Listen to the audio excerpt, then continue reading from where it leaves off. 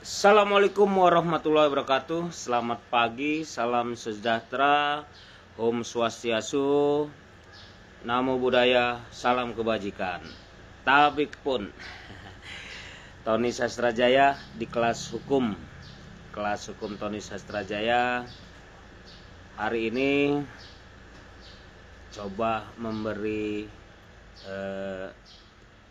pendapat hukum tentang masalah tanah, berkaitan dengan tanah. Sebelumnya yang nonton video Tony di Instagram Tony Sastrajaya, di TikTok Tony Sastrajaya, di Facebook Tony Sastrajaya, dan di kelas hukum Tony Sastrajaya, saya doakan selalu sehat, selalu diberi kesehatan, umur panjang, apa yang diinginkan, dicita-citakan cepat tercapai. Amin ya robbal alamin. Alhamdulillah, pagi ini saya buka-buka lagi komen-komen di YouTube. Ternyata ada udah sebulan, 2 bulan saya belum jawab. Saya belum kasih pendapat, belum kasih saran dan sebagainya. Sekali lagi, kalau ada kawan-kawan yang komen belum sempat saya jawab melalui konten, belum melalui video, inbox lagi nggak apa-apa, ingatkan lagi. Karena terlalu banyak kegiatan saya sehari-hari di DPRD Kabupaten Lampung Tengah dari fraksi Demokrat. Masalah tanah, Pak, di dalam inbox tadi, bapak saya menikah lagi. Sebelumnya ibu saya meninggal, punya tanah, punya rumah dibangun oleh ibu saya. Terus bapak saya nikah lagi, bapak saya meninggal juga. Terus mau dijual sama ibu tiri. Bagaimana, Pak? Nah, itu pertanyaan yang pertama. Berkaitan juga ada lagi pertanyaan yang kedua, Pak. Bapak dan ibu saya punya rumah, tanah. Ibu saya meninggal, tapi dijual oleh kakak saya. Kami adik-adiknya tidak tahu dan tidak dikasih tahu bagaimana. Oke, itu masalah 2 pertanyaan. Ada lagi sebenarnya tadi malam juga datang ada yang ke rumah konsultasi tentang tanah, tapi ini yang udah lama saya bantu jawab. Masalah salah satu orang tua kita sudah meninggal, itu jatuhnya waris. Tadi bapak menikah lagi dengan ibu tiri. Sebenarnya sebelum menikah lagi itu sudah jatuh waris. Jadi bapak dan anak-anaknya itu sebagai pewaris dari ibu. Jadi dibagi waris dulu seharusnya, tapi karena kita di kampung, karena kita kurangnya informasi, jadi tidaklah dibagilah itu, sempat dibagi. Nah, sekarang permasalahannya kalau dua-duanya sudah meninggal, bapak sudah meninggal, ibu sudah meninggal, ibu tiri menjual, bagaimana? Anak-anak bisa suratin, atau anak-anak bisa, atau pewarisnya bisa datangin ke kelurahan, datangin ke kecamatan untuk tidak memproses, untuk tidak menjual gitu loh.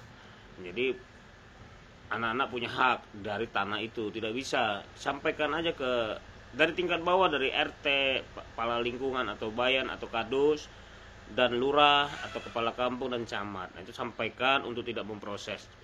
Yang bagusnya nyampaikan pakai surat mohon tidak melakukan perbuatan melawan hukum, menjual tanah di mana, alamat dan sebagainya lengkap. Kasih surat tuh. Kalau udah disuratin, Pak Lurah atau kepala kampung atau camat juga nekat, masih juga mau menjual, nah itu bisa diproses, bisa dilaporin, bisa ranah perdata, bisa ranah pidana gitu loh. Tapi disuratin dulu bukti bahwa kita sudah pernah negor, ngasih tahu. Kalau kita nggak ngasih tahu, nggak ngasih negor, kalau sudah terjadi itu dijual, ya upaya pembatalan. Umpama sudah terjadi AJB, batalkan, atau sudah jadi sertifikat, dibatalkan gitu loh, dibatalkan. Kalau sertifikat di PT UN kan, atau kalau AJB di pengadilan negeri, pembatalan atau tidak mempunyai kekuatan hukum tetap ya. Jadi kalau Tadi saya ulang, kalau ibu udah meninggal, pewarisnya adalah bapak dan anak-anaknya. Tapi kalau dua-duanya sudah meninggal, ya anak-anaknya. Tiba-tiba ibu tiri menjual, tidak bisa begitu saja, karena ada hak untuk pewarisnya, si anaknya, si bapaknya tadi, itu ada haknya gitu loh ya. Tidak bisa. Tadi langkah-langkahnya seperti itu. Kalau belum terjadi, suratin dari kepala lingkungan nggak apa-apa, dari RT juga nggak apa-apa. Yang intinya sih lurah atau kakam atau kepala desa dan Pak Camat itu suratin. Bila perlu tembusin ke BPN juga suratin kalau dia mau proses sertifikat. Kalau dia udah jadi sertifikat, dibatalin. Yang dapat membatalkan pewarisnya anak-anaknya atau bapaknya tadi, kalau bapak masih ada. Kalau bapaknya udah nggak ada, ya anak-anak sebagai pewaris batalkan. Itu kasih kuasa ke pengacara. Kalau nggak mau capek, nggak mau repot, tapi bisa aja sendiri juga bisa gugat sendiri dan sebagainya. Tapi nanya ke teman-teman hukum yang mengerti bagaimana cara membuat gugatan, bagaimana cara membuat somasi dan sebagainya. Oke, itu permasalahan pertama. Permasalahan yang kedua tadi, ibu meninggal, bapak dan anak-anak sebagai pewaris dijual oleh kakak pertama. Itu tidak bisa juga, karena semua punya hak waris. Kalau umpamanya ada 3 atau 4 adik, kakak menjual, ya adik-adiknya mempermasalahkan, tidak memperbolehkan. Apalagi kalau adik-adiknya tidak tanda tangan, itu bisa kita bilang cacat hukum, karena pewaris bukan kakak saja. Kalau permasalahan keluarga, kalau dek beradik, kakak adik, itu saran saya sebelum masuk ranah hukum, sebelum masuk ke kepolisian atau ke pengadilan, sebaiknya diajak ngobrol, ajak orang tua atau yang dituakan atau tokoh masyarakat atau yang ngerti hukum, diajak duduk bareng supaya tidak melebar, supaya tidak di pengadilan, tidak di polisian. Kalau sudah sampai ke pengadilan, jelas biaya, waktu dan lain-lain. Waktunya itu bolak-balik pengadilan. Kalau pengacara bolak-balik pengadilan, memang itu kerjaan pengacara. Kalau pengacara nggak ke pengadilan, nah itu perlu dipertanyakan, pengacaranya nggak laku. Jadi saran saya tadi, kalau masalah dengan kakak atau adik, lebih baik diajak ngobrol dulu. Diajak ngobrol. Kalau kita juga tidak bisa atau tidak didengarkan oleh kakak kita, ajak yang lebih tua, paman atau om atau siapa yang kira-kira orang ini disegani, orang ini didengar suaranya. Ya mudah-mudahan dengan kekeluargaan selesai.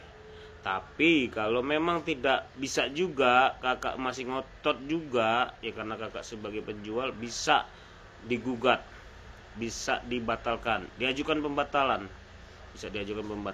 Itu ranahnya bisa cacat hukum karena pewaris. Tapi sebelumnya buat penetapan waris dulu. Penetapan waris memang benar, pewaris dari ibu adalah bapak dan anak-anak. Penetapan waris itu dari mana? Pengadilan agama. Pengadilan agama setempat. Kalau sekarang saya ini posisi di Lampung Tengah, ya di Pengadilan Agama Lampung Tengah. Kalaupun mau datang ke pengacara, saya tidak promosi, cuma saya rekomendasi ada kantor hukum Tosa and Partner di Metro. Alamatnya dekat Prasanti, pintu gerbang Prasanti itu tidak jauh, ada kantor lawyer juga Tosa and Partner. Kalau di Lampung Tengah ada di Yukum Jaya. Atau kalau mau konsultasi langsung sama saya, ngobrol, datang aja ke rumah saya. Saya tinggal di rumah orang tua, ini bukan rumah saya di Jakarta. Ya, semoga yang nonton video-video saya di Facebook Tony Sastrajaya, di IG Tony Sastrajaya, di TikTok Tony Sastrajaya, di kelas hukum di YouTube kelas hukum Tony Sastrajaya. Semoga selalu yang nonton video-video saya selalu diberi kesehatan dan mengerti apa yang saya jelaskan. Semoga mengerti dan sangat membantu. Semua yang nonton YouTube saya dapat membantu permasalahan hukum. Sekali lagi, bisa WA ke saya, telepon saya di 08211 0934 469. Saya ulangi, 08211 0934 469. Bisa WA saya, bisa telepon saya, bisa SMS saya. Kalaupun telepon saya tidak diangkat, WA saya belum dibalas, SMS saya belum dibalas, sabar. Kalau WA, SMS insya Allah saya WA kembali, saya balas kembali, atau SMS saya balas lagi. Tapi kalau telepon, kadang kalau nggak kenal, ya nggak saya telepon balik. Kalau di WA, SMS saya balas, insya Allah saya balas. Ya, itu aja dari saya, dari Lampung Tengah. Tetap berjaya. Assalamualaikum warahmatullahi wabarakatuh. Tabik pun.